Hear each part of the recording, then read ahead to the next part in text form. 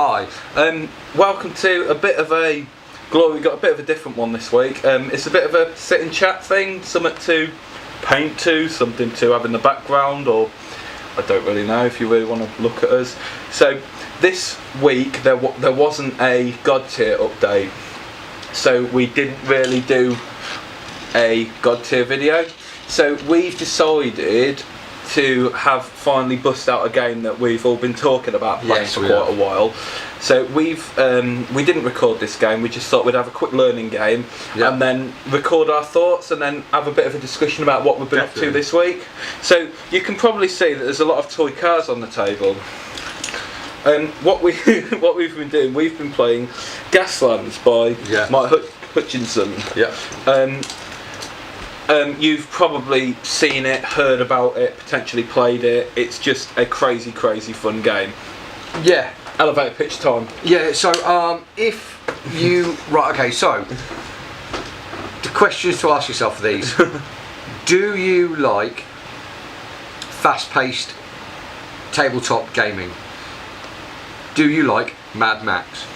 Do you like crazy cinematic moments where you and the person that you're playing, regardless of whether they're on your team or the other team, are laughing your bejesus off, right? If you can answer yes to those three, Gaslands is yours, is your game. So it's really simple idea. You roll the dice, you roll like we were playing with cars that have a handling of 3.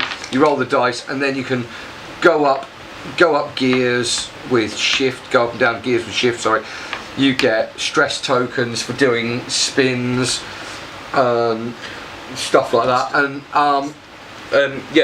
you build your car. So you can either choose when you're building your list. You can have bike, buggies, cars, performance cars, pickup trucks, vans, tractors, monster trucks, bus, war rig, gyrocopter, helicopter, or tank. Yeah. So I haven't got it here, but I bought a Matchbox London bus, so I'm going to be converting that bad boy up, and then I think we're going to have a bit of a confrontation between good and evil.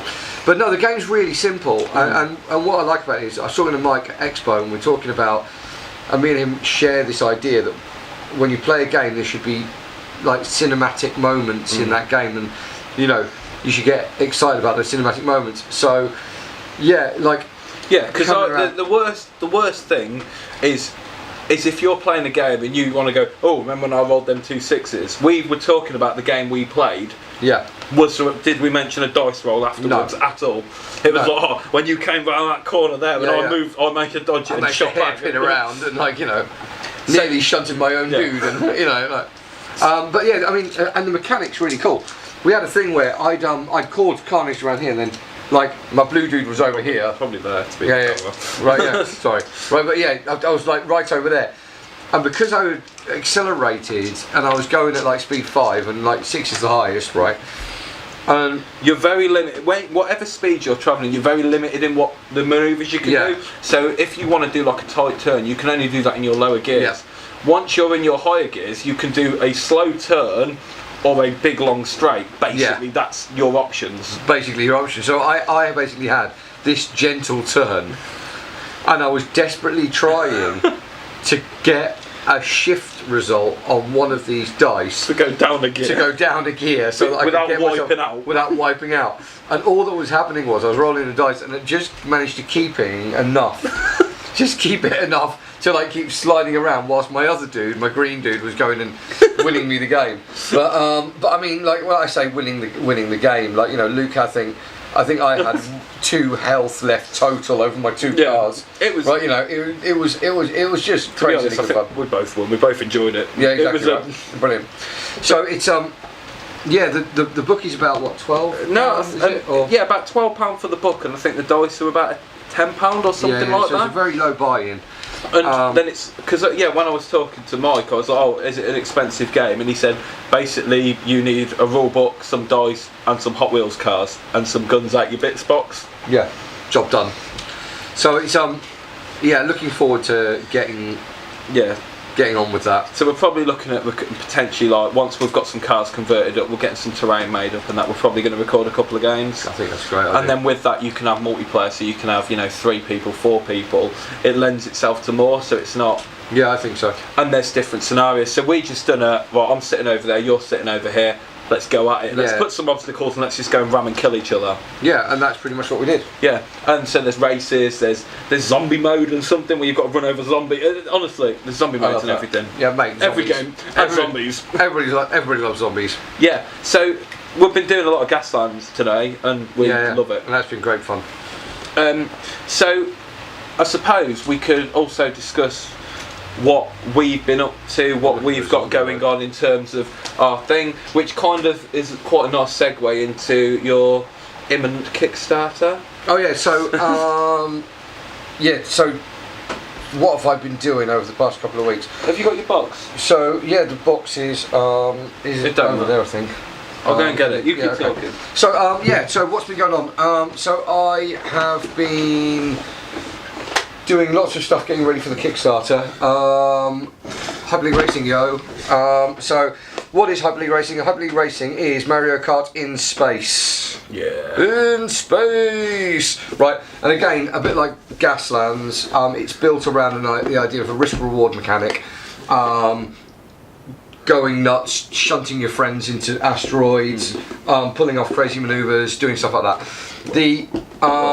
Put this like that. Who's Karen talking? Alright, cool. So what have I been doing? So I've been talking to, we've been getting the graphics ready for the Kickstarter that's launching on the 20th of July. You can keep up to date with what's going on the Facebook page, Mad Dad Andy T, also on Twitter and Instagram.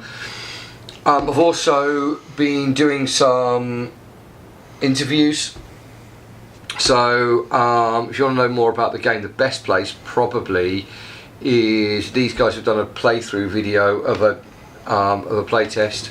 I think it's on their on your on the YouTube thing. on this. But also on the Beasts of War website, if you look up Beasts of War Hyperleague Racing, you'll find a link to me and Ben talking about Hyperleague at the UK Games Expo. So that's a really good insight into it. Also, stepping between games. All the links to these are on my Facebook page. We'll put them in the link bit below. Oh, strong. If you send me over the links. Cool. So Rory from Stepping Between Games has asked me a few questions. Wanted to do a bit of an interview on Hyperleague. So that's gone up on the website today. Nerdling Mum from Twitter and Instagram as also at Expo. She brought her daughter and son over, and they played Hyperleague and they loved it. So she wants to do some bits and bobs as well. So that's coming up. Also, me and Ben from Beasts of War are going to be getting together and doing some recording as well. So expect that on Beasts of War probably within the next few weeks. I think we're gonna grab Luke and Rich with their stuff. Yeah. And do a bit of a collaboration with Beasts of War. That should be a good laugh. And I've also I went to a Burrows and Badgers tournament. Oh yeah. I won a trophy there for the basically the biggest kill. Yeah, the biggest kill, win. The biggest win margin. But yeah, loving Burrows and Badgers. Yeah, so that's a small skirmish game which we may be doing stuff on. Yeah, and animals. Yeah, it's it's great. Wind in the Willows, Peter Rabbit, all that kind of stuff. Yeah. It's just a fun with a really, really good campaign system. Yeah, probably the best campaign system I think I've seen in ages. And talking to Michael and Joe is always a pleasure. It's a bit like talking to Mike as well. So yeah, my life has just been very busy with Hyperleague stuff. Hyperleague.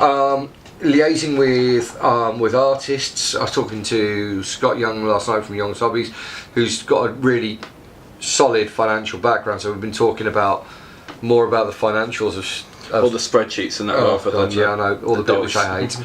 And yeah, so that's like I'm basically. You're still not working more than hobbying and playing. Yeah, it is actually. So tonight's been great just to sit down and have a bit of a laugh with and make some making screeching noises and just play some games. It's been great. Yeah. Great fun. What fun. Really great fun. I've been preparing for our first Guild Ball tournament on Saturday. The glorious Guild Cup, we're calling it. That's what we're calling it, and that's the name we're sticking with. Nice. So that's our first 16-man tournament at Young's Hobbies in Coventry. I'll be running it.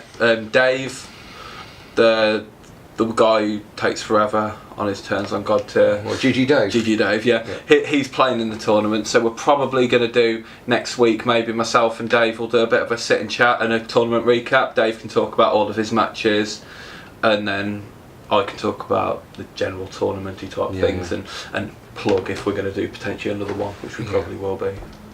Because you've got some good players, haven't you? Good Guild Ball players coming along too. Yeah, there's quite a lot of good people, like Josh Nimchit's coming down from Stoke. We've got Dan Harwood coming up. Yeah. It's quite a lot. Is it true that Aaron bottled it when he heard that Dan was coming?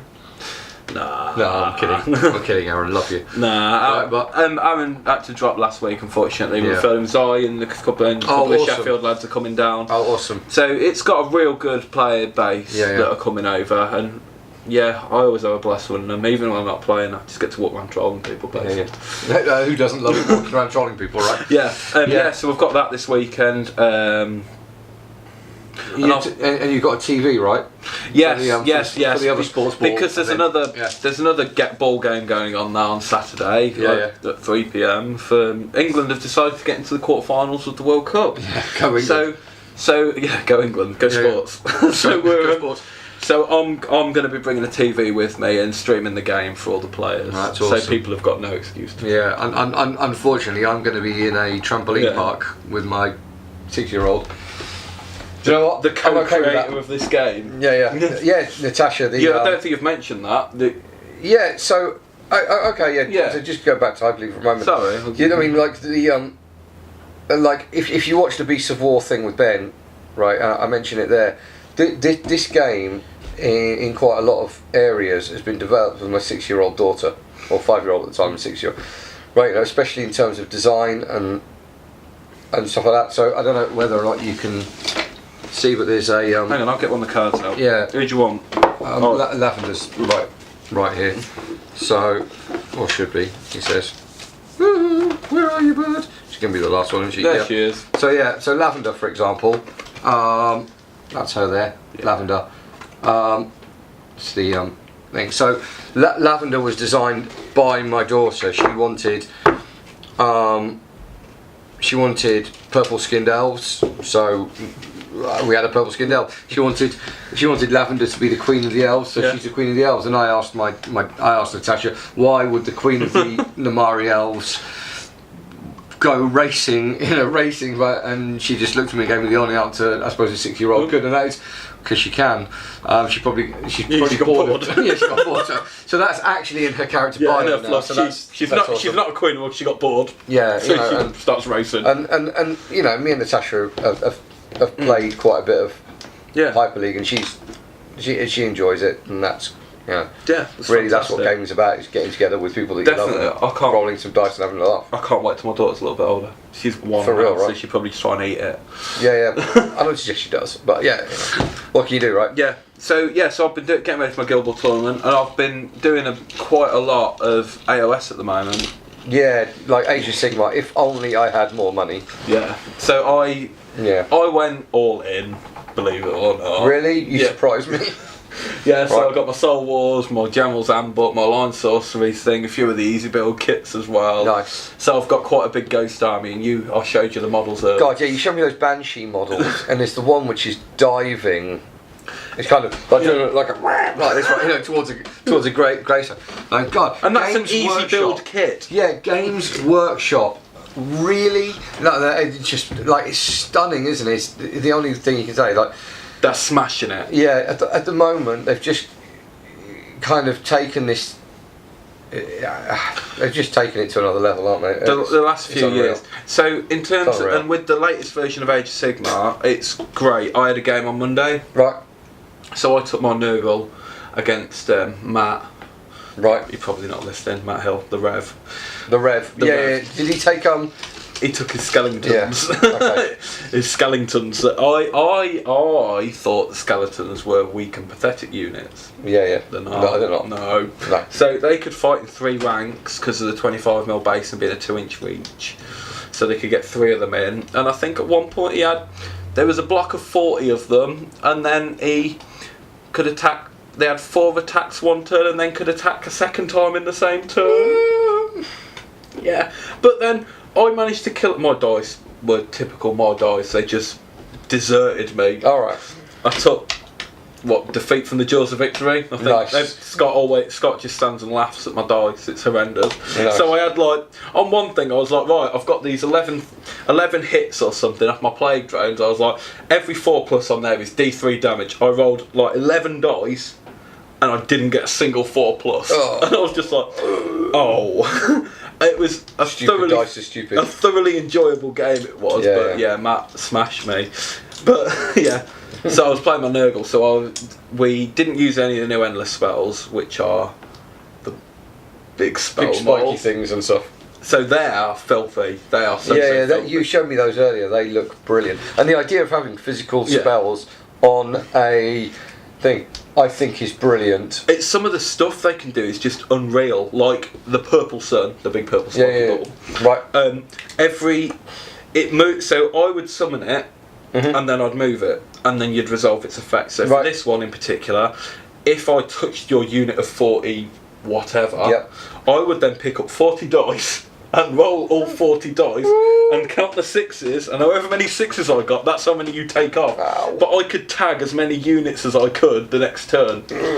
So one of the biggest but that's not all. So one of the biggest criticisms around Age of Sigmar was a double turn. That people rolling off, you roll priority every turn and you can get a double turn. Yeah.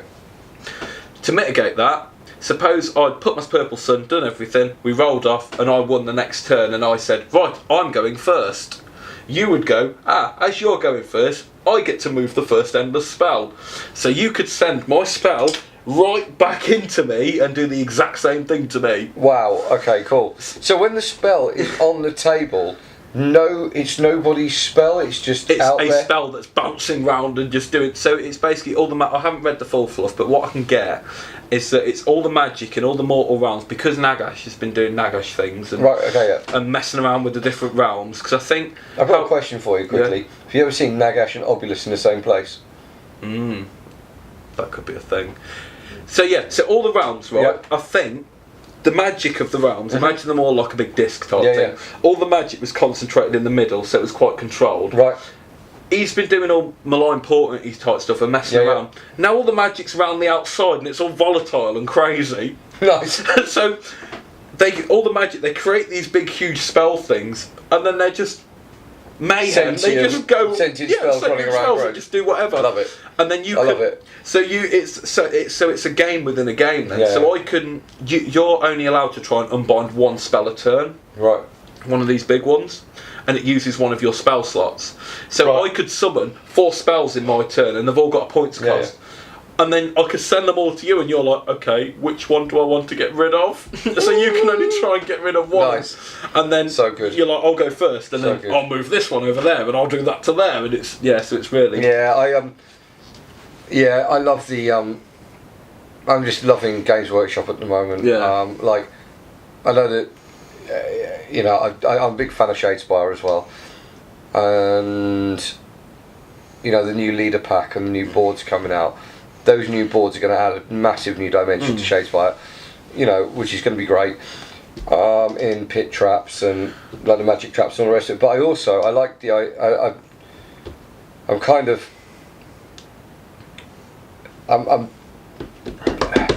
I'm about this close to Age of Sigmar, and I like this close because J. Clare, right? Yeah. And I still go back to this stupid J. Clare. I've still got his voice in my head. Yeah. Right, from Steve Easton's Guild Ball tournament up in Sheffield. Oh yeah. Right, and I saw in the J. I was like, oh my God, Shadespire! You got Shadespire like this, right? And I was like, God, Age of Sigmar, and I saw and Daughters of Cain had just come out, and he went, He went, yeah, but that's not the nicest L stuff that's coming out. Yeah. And then, like, you know, the Udneth Deepkin have come out. CL. And, like, you know, and now the Undead have come out. There's more Elves factions coming out. I know.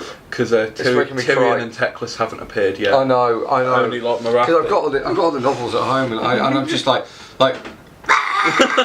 I'm going to get divorced so hard. I think the way they're doing it, I think they've kind of categorically said, like, we shit the bed a bit with our first Age of Sigmar release kind of thing. Okay, sure. Yeah, it was not amazing, and they learned a lot from it. Yep.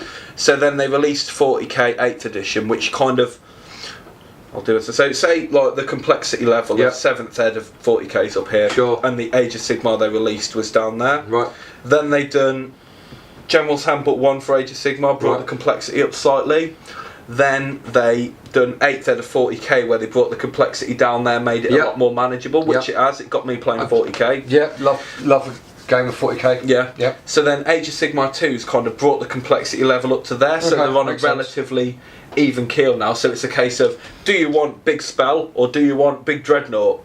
If you want dreadnought, play 40k. If you want big purple spell, go Age of Sigmar. So they've kind of, over like the last 3 years, they've kind of brought them back in, and I think they're both different enough games that share mechanics where you could enjoy both games at the same time, and I think that's a really, really smart move. Perfect. So God, we've talked about a lot. I quite like these sitting chats. I like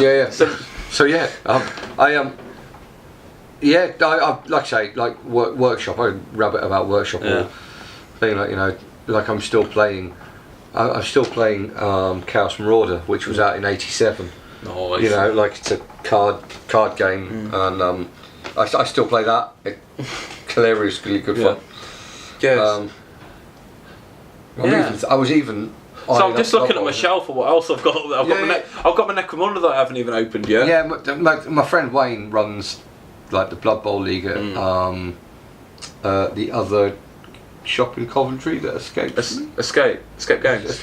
Yeah. Right, cool. So at Escape Games, and he keeps. I know he keeps saying, "Oh, you should get back into Blood Bowl. We should play." And he's chipping away at me slowly, so I can see me probably. What team are you thinking of? Oh no, do you know what? Orcs or Skaven, probably. Well, if you want, you're more than welcome to borrow mine. Because you've got rid of. I've got Orcs. That's the thing now. I've got Skaven with the Rat Ogre over there, fully painted. I've got Orcs. I've got Dwarves. I've got Human. He plays beardy Dark Elves. Beardy Dark Elves. But yeah. So I might be joining an X-Wing League as well soon. Matt's running one. Oh, cool. Yeah, so it's all going. There's lots and lots going on. As well as all the Godtear stuff. Yeah, lots of nerding going on. It's a great time to be in gaming at the moment. I think we're in like a golden age that I don't think it's good ever fun. been. Yeah, it's good fun. Like, there's lots of lovely little games out at the moment. Like for me, Gaslands and Burrows and Badgers. Yeah. Right, you know, are right up there for me. Yeah. Where I'm playing at the moment. And then you've got obviously more competitive games. You know, great. Guild Ball is still smashing out teams and stuff. Guild Ball. And Godtear again. You know, and then you've got the Goliath that is 40k. Right. Oh, sorry, Workshop, which is doing whatever everything. Workshop Everything wants to right. do. Well, it's pretty magic at the moment. Yeah. I'm loving it. So I think that's probably a good time to wrap it up. Waffling now, right? Yeah, that's what we've been doing for the last 15, 20 minutes. Point. So like, subscribe, comment, all that kind of stuff below. Check out Hyperleague Racing, 20th of July. Please. Yeah, awesome. It's all right. Just token. Okay, so thank you very much for listening. Thank you very much.